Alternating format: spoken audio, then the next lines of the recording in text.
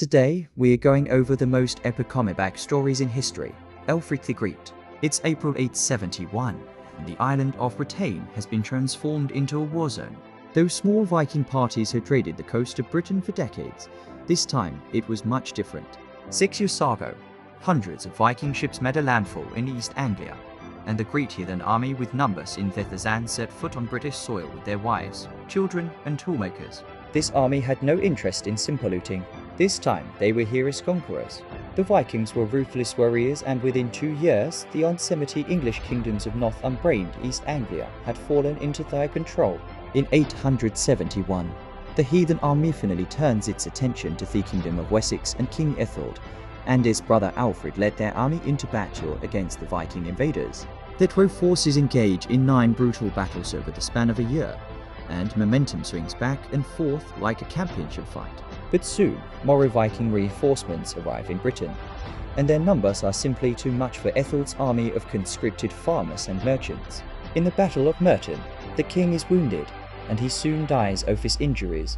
The 22-year-old Alfred mourns the loss of his 4th and final brother. He never wanted to be king.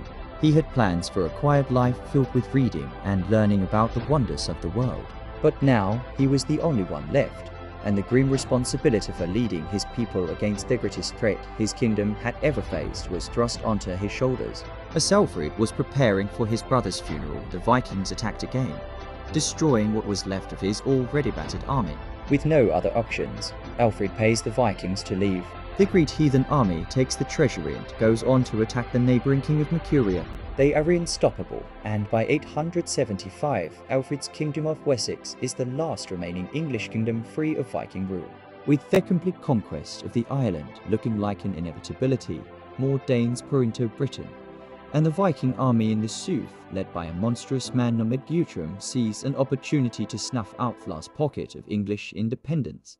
He assembles his men and marches towards Wessex. Now, Alfred was in a really bad situation when he paid off the Vikings the last time. But he didn't waste the time. He had bought and had fully rebuilt his army. He was ready for them. And while the Vikings are looting the town of Weram, he traps them in the city. Assured as Alfred tries to force them out, the Vikings prove to be pretty good at withstanding sieges. And eventually, Alfred turns to diplomacy instead. Okay, now, I want you guys to pinky swear on that ring you got there that you say to us for your god Thor, right? Okay, swear on that ring that you'll give back the hostages and leave us alone. Great, alright. I'll be right back to get those hostages. See guys, I told you just a little bit of charm goes a long way. But they pinky swore to Thor. Guthrum had no issues breaking oaths and treaties he made, even one sworn to one of his Norsegods, and as soon as Alfred left, heckled all of their hostages and ran after Exeter to wait for reinforcements. Alfred moved to the coast and blocked said reinforcements from landing, and soon the Viking ships were all wrecked offshore in a storm. With no backup, Guthrum and his warriors retreated back to Mercia. Though Alfred is on high alert, there are no sightings of the Vikings in Wessex for an entire year, and eventually he comes to believe he had won the war. He had defended his kingdom from the invaders and brought peace to his land. So in January of 878, to celebrate the victory against the heathen invaders, Alfred hosts a Christmas feast in Chippenham, away from his fortified capital, and invites lords and nobles, his best soldiers and clergymen, to come and celebrate the birth of their saviour and the newfound peace in Wessex. Little did they know this was exactly what Guthrum was waiting for.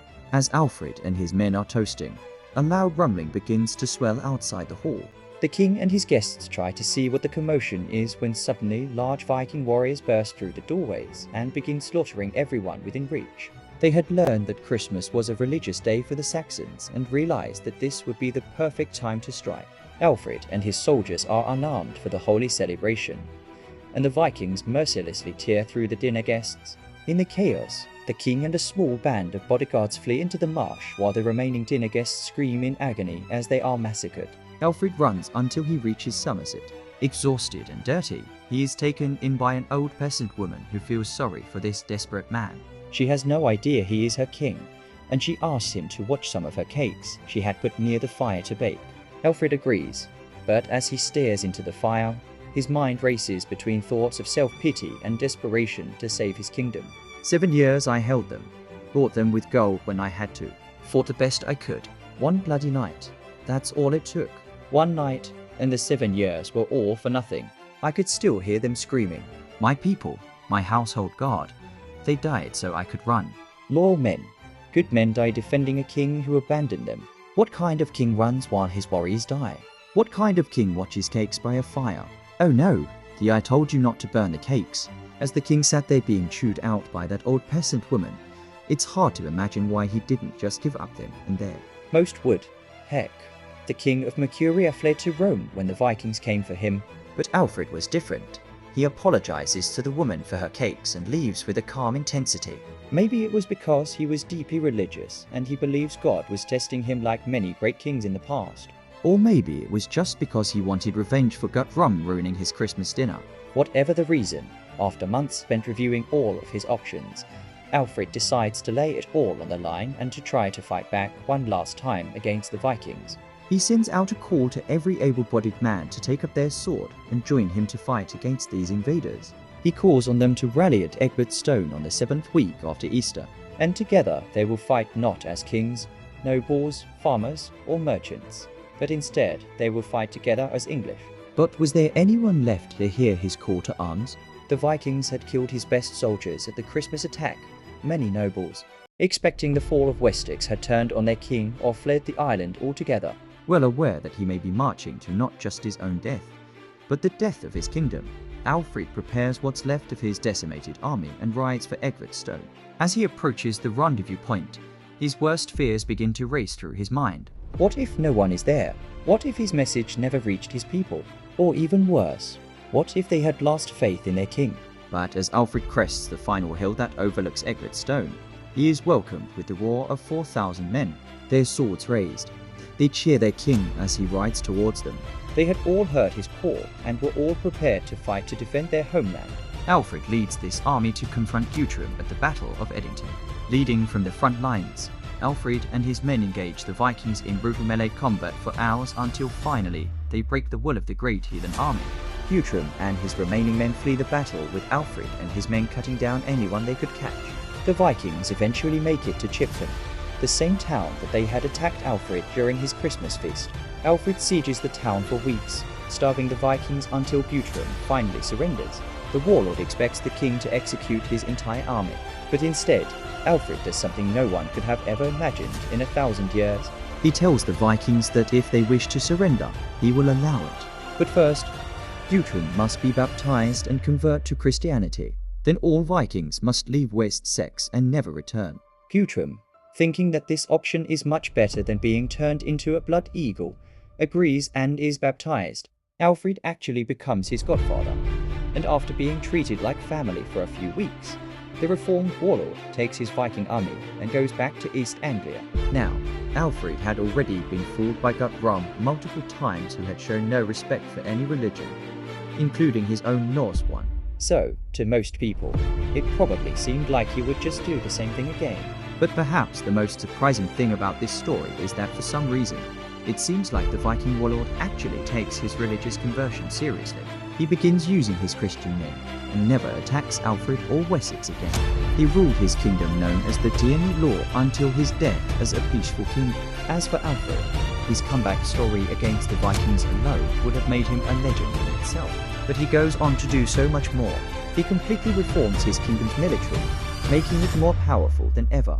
He creates the first English navy and finally led a cultural renaissance, translating texts from Latin to English. He spends his days dreaming of a day when there were no borders separating the kingdoms of the land. A day when all the English are united as one, and when he retakes London from the Vikings in 886. He does so not as the King of West, but as the King of the Anglo-Saxons. His son would inherit the now powerful kingdom that he had saved from the brink of annihilation. And eventually, his grandson would conquer the last Viking kingdom on the island and become the first king of England. For all the things he accomplished in his relatively short life, Alfred is the only English king to ever be given the title, the Great Son and Jartakita. It's the turn of the 13th century, and in a small corner of the once great empire of Ghana lies a tiny kingdom called Kangaba, which is ruled by a king named Magan. Though his kingdom is small, his people love him, and he is a fair and just ruler. The citizens of Kangaba feel fortunate to live here as they have heard horror stories from other lands throughout the now fallen empire. Most notably stories of a tyrant king named Sumaro who has seized control of the Sasa region where he rules through fear and violence. But Kangaba is far from Sasso, and the king and his people live a peaceful life. But little did they know that their tiny kingdom was destined to give birth to one of the greatest kings in the history of Africa. One day, Markin is sitting under a tree with his advisors when a hunter from a foreign land approaches with a gift. A thank you for allowing him to hunt in his peaceful lands. The king accepts the gift and learns the hunter is from the land of Suran. The hunters of Sangren are said to be soothsayers, powerful mystics who can see the future. And he asks this hunter to tell him what God has in store for him. The hunter agrees and produces shells from his satchel that he will use to peer into the king's future. Staring intensely at the shells, the hunter moves them around. He looks up at the king and says, "Your successor is not yet born." What do you mean?" asks the king. "He has a fine son, birthed from a beautiful woman named Susuma." But the hunter shakes his head and continues, "2 hunters will one day bring a woman from far away to you. She will be hideous, the ugliest woman you have ever seen, with eyes that look to be laid on her face and a huge hump on her back." "Right, I think I'll stick with Sus. She will be so ugly people will call her the Buffalo Woman.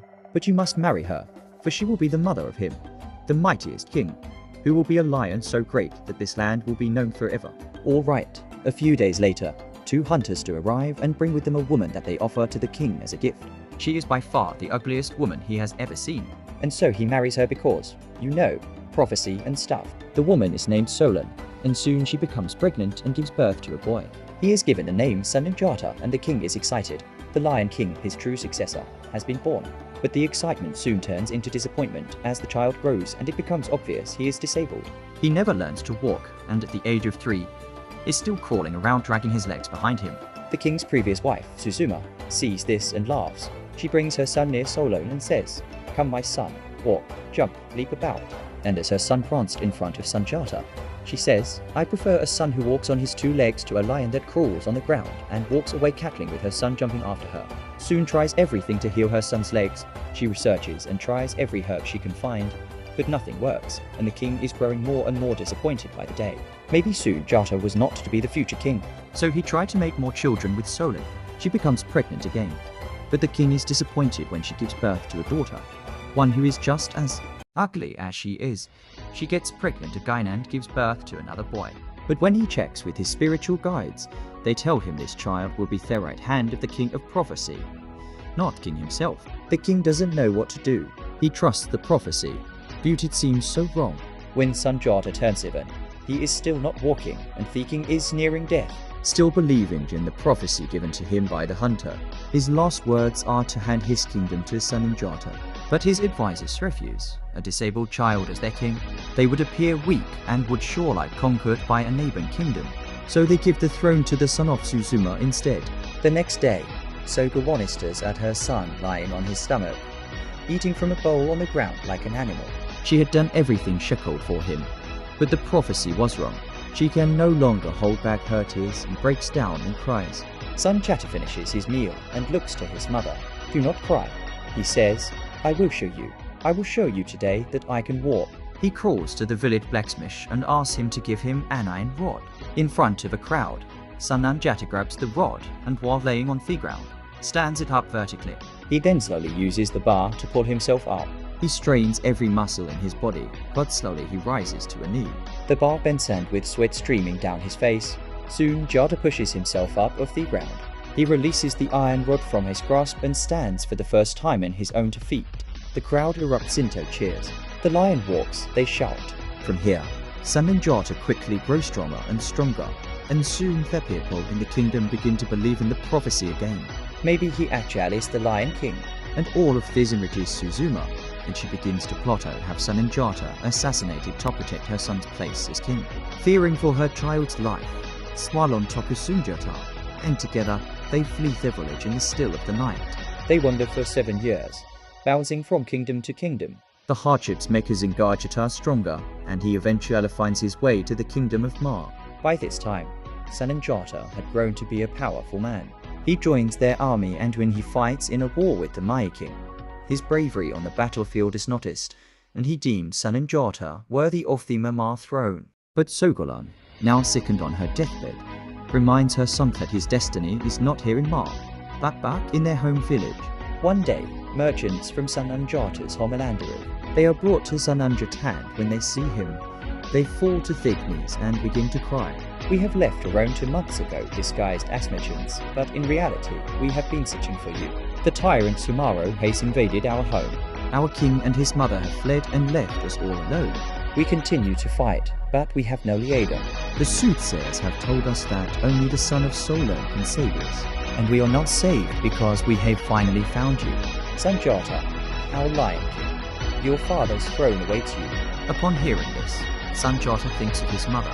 She had died, hoping the prophecy would one day come true. He gathers the army in Maya and visits all of the small kingdoms he had visited. After leaving his home, he tells the kings of Sumaro and how if they desire their freedom, they must unite to defeat them once and for all.